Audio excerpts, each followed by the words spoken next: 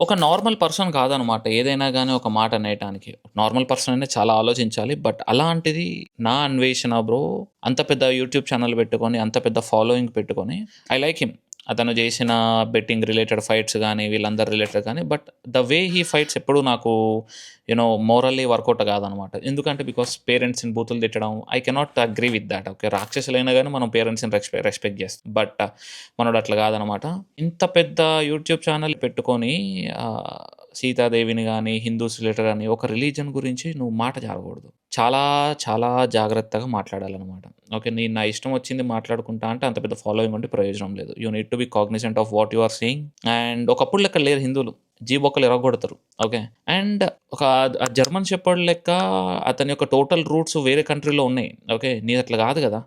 ఇక్కడ మీ పేరెంట్స్ ఉన్నారు. పేరెంట్స్ మీద చికాకు చేస్తారు. బజరంగ్ దళోళ్ళు ఊరుకుంటారనుకుంటున్నారు. Yeah! Please be very careful and I think it's time to unfollow such people.